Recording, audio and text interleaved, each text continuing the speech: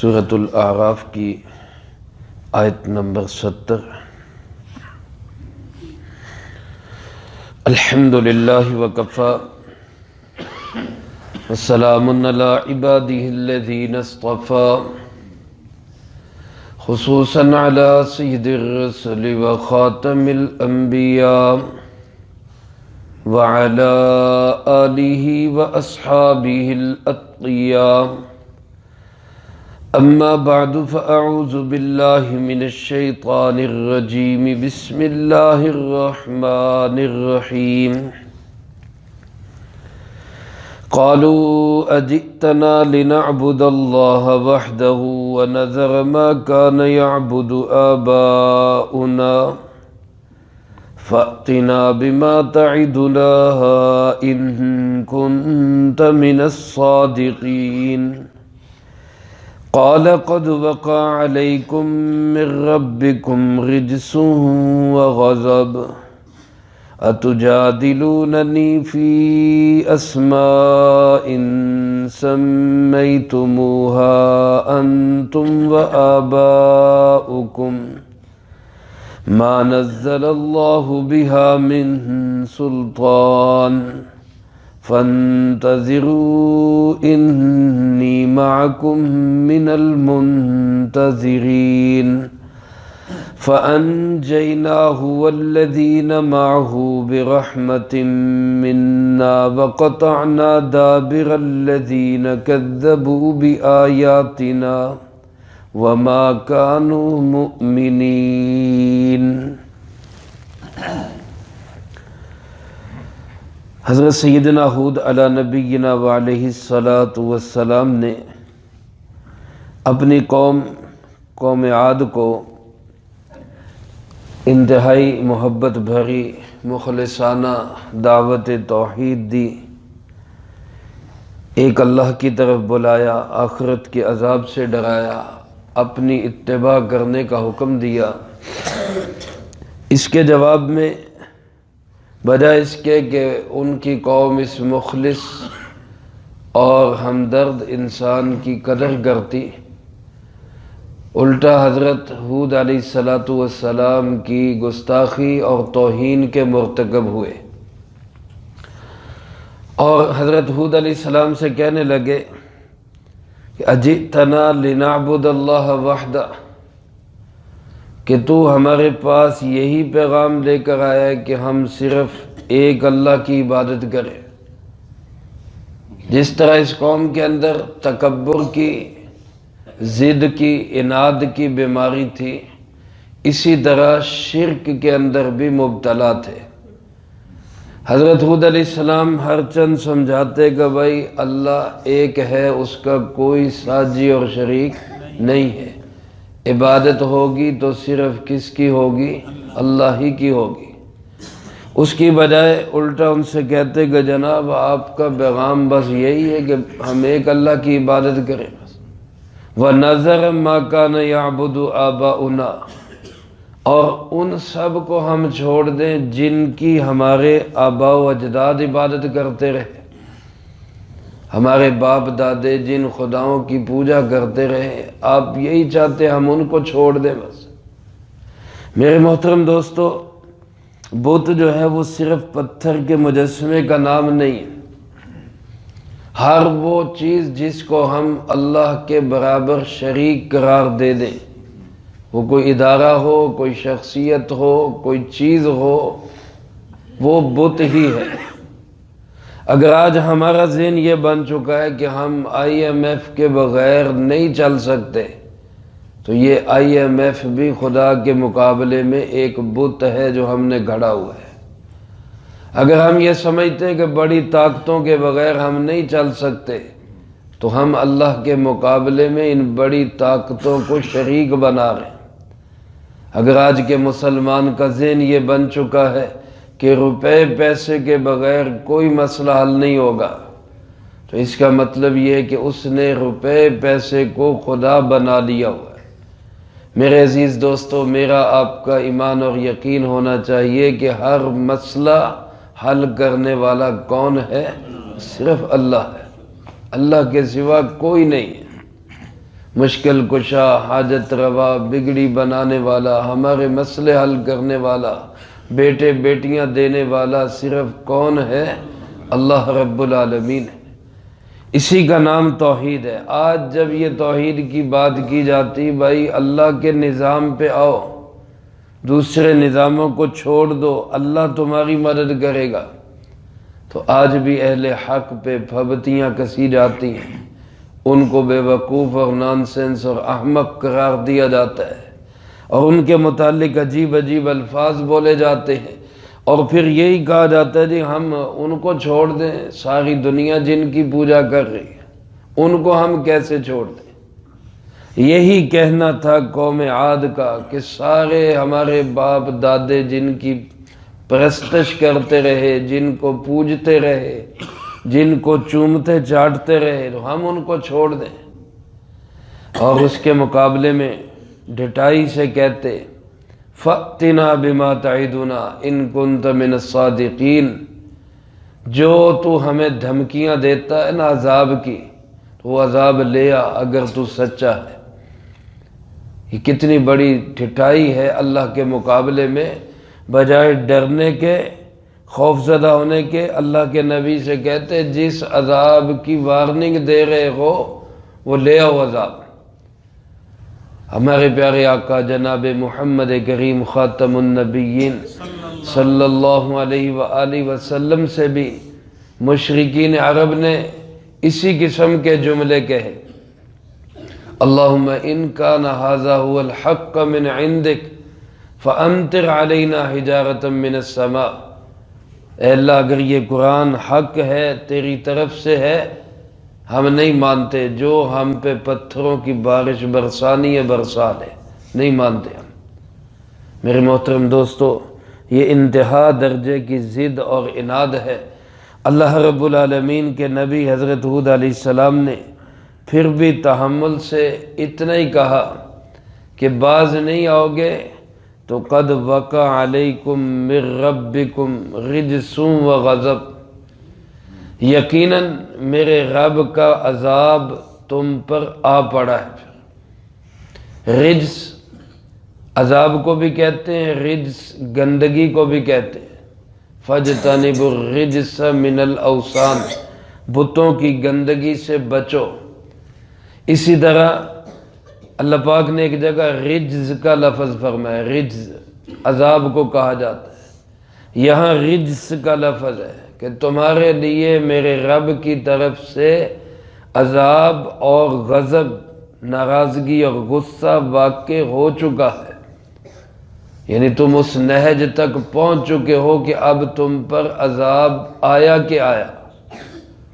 لیکن اللہ کے نبی نے پھر ایک کوشش کی کہ شاید ان کے دل دماغ میں بات اتر جائے، پھر فرمانے لگے اتجادلوننی فی اسماء، کیا تم مجھ سے بحث و مباحثہ، جھگڑا اور جدال کرتے ہو، لڑائی کرتے ہو چند ناموں کے بارے میں، اور وہ نام بھی ایسے سمیتموہا انتم و آباؤکم، جو تم نے خود گھڑ لیے، تمہارے باپ دادوں نے گھڑ لیے، خود تراش گئے کہ یہ جناب بت فلاں کام کرتا ہے، یہ فلاں کام کرتا ہے، یہ فلاں کام کرتا ہے، خود تم نے نام رکھ لیے، اور ما نزل اللہ بہا من سلطان، اللہ تعالیٰ نے اس کے متعلق کوئی دلیل نازل نہیں کی، کوئی دلیل نہیں اتاری۔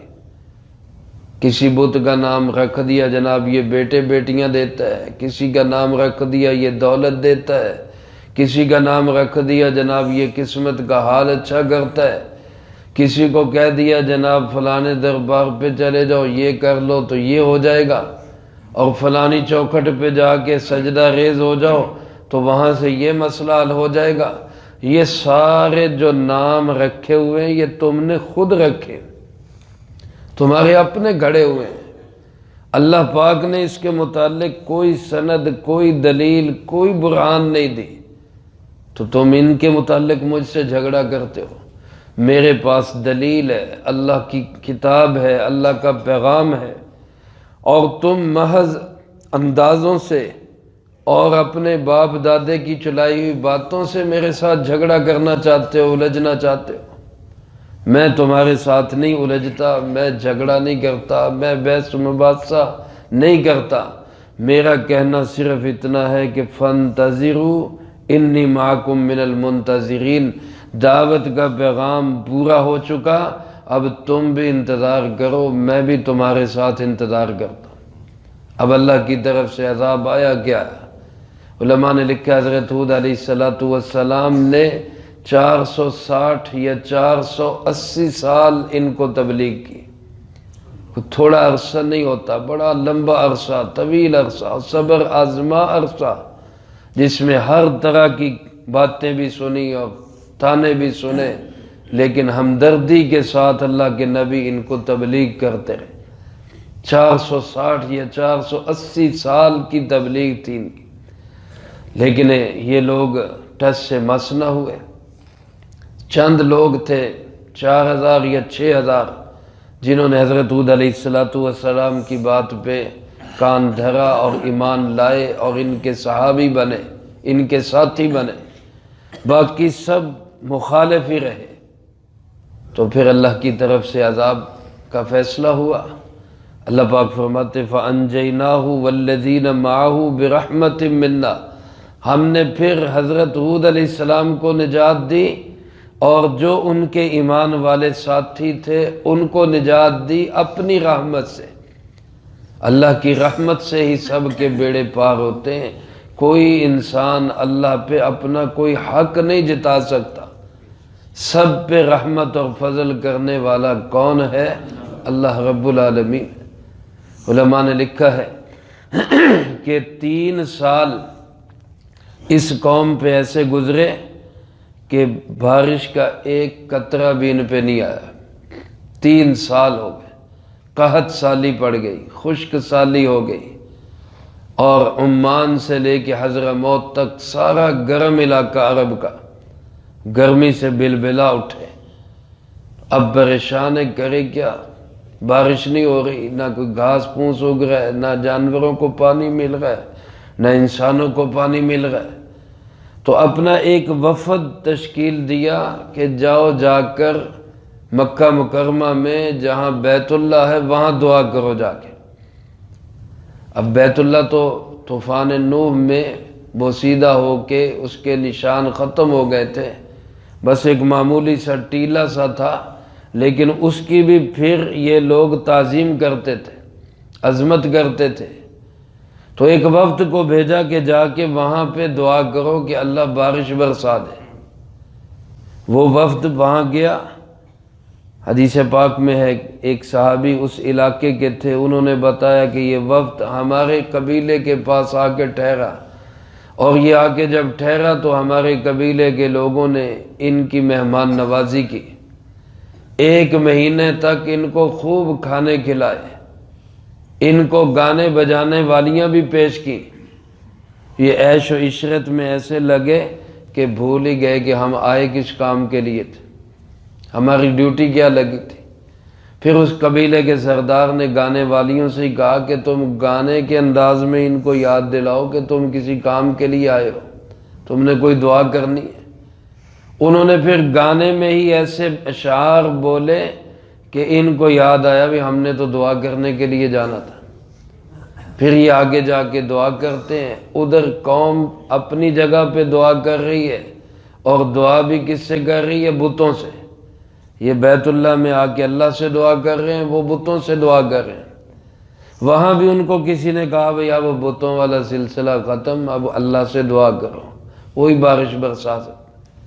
لیکن اس حالت میں بھی ضد اور ہٹ دھرمی سے باز نہیں آئے، اللہ کے نبی کی خدمت میں حاضر نہیں ہوئے، توبہ استغفار نہیں کی۔ اللہ پاک نے 3 قسم کے بادل بھیجے، ایک سفید، ایک سرخ اور ایک سیاہ۔ ان میں سے بادلوں میں سے آواز آ رہی تھی ہم میں سے جس کو چاہتے ہو منتخب کر لو۔ تو علماء نے لکھا، انہوں نے کہا کہ بھئی کالے بادل ٹھیک ہیں، یہ خوب پانی برساتے ہیں، کالی گھٹائیں آتی ہیں تو بارش خوب برستی ہے، لہذا کالے بادل ہمیں دے دیے جائیں۔ تو اس کے بعد وہ بادل ان کے اوپر چھا گئے۔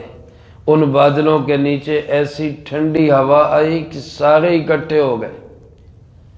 اور اللہ پاک قرآن کریم میں ارشاد فرماتے ہیں جب دور سے بادلوں کو دیکھا تو کہنے لگے ھذا عارض ممطرنا، یہ بادل ہیں جو ہم پہ بارش برسائیں گے، ہمیں سیراب کریں گے۔ لیکن اللہ پاک نے فرمایا ٹھہرو ذرا، ریح فیہا عذاب علیم، یہ بادل نہیں، ان کے اندر ایسی ہوا ہے جو تمہارے لیے دردناک عذاب لے کے آ رہی۔ ترمذی شریف کی روایت میں کہ ایک انگوٹھی کے سوراخ کے برابر، ایک یعنی چھلے کے سوراخ کے برابر اللہ تعالیٰ نے ہوا کا حلقہ کھولا، ہوا کا ذخیرہ کھولا۔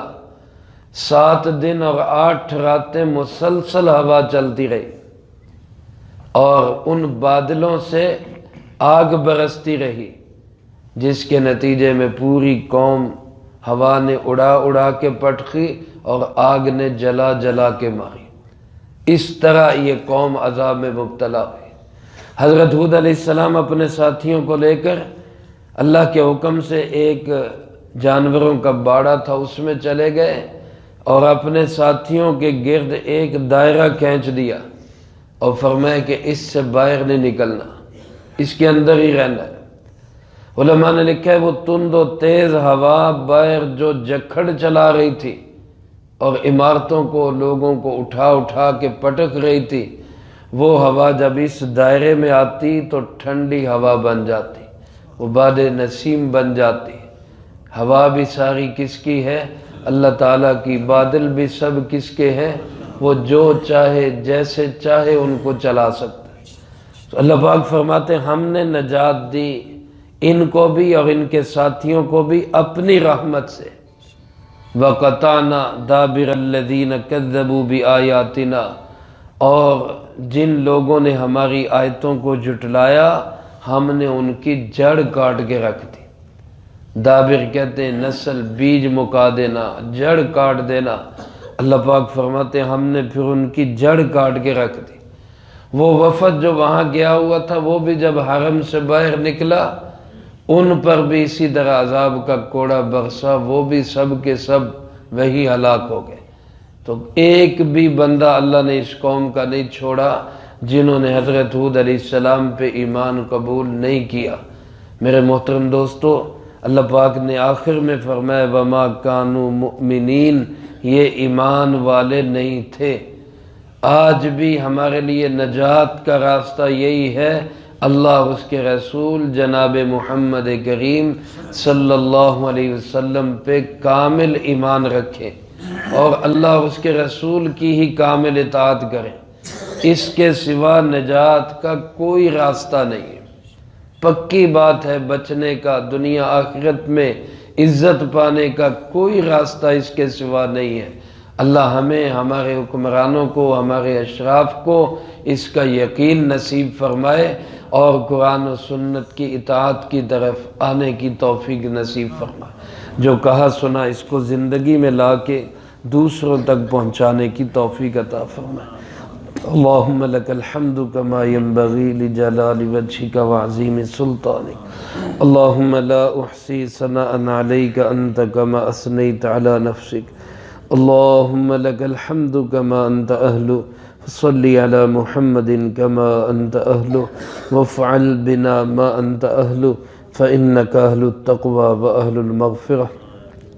اللہم وفقنا لما تحب وترضى من القول والعمل والفعل والهدي والنیہ انک علی کل شیء قدیر۔ اے مولا کریم، یا اللہ پاک، ہمارے مدرسے کے تمام طلبہ عزیز کا آج امتحان ہے، اللہ ان کو شاندار کامیابی نصیب فرما۔ اے اللہ اساتذہ کرام کی، طلبہ عزیز کی محنتوں کو قبول فرما۔ اے اللہ پاک ان کے سینوں کو کشادہ فرما، ان کے حافظوں کو تیز فرما۔ اے اللہ ان کو حافظ، عالم، باعمل بن کر پوری دنیا میں دین کی محنت کے لیے قبول فرما۔ اے اللہ ان کو ہدایت کا روشن منارہ بنا، ہمارے لیے، اساتذہ کے لیے، والدین کے لیے، معاونین کے لیے ان کو بہترین صدقہ جاریہ بنا، ہماری بخشش اور نجات کا ذریعہ بنا۔ اللهم ربنا تقبل منا إنك أنت السميع العليم وتب علينا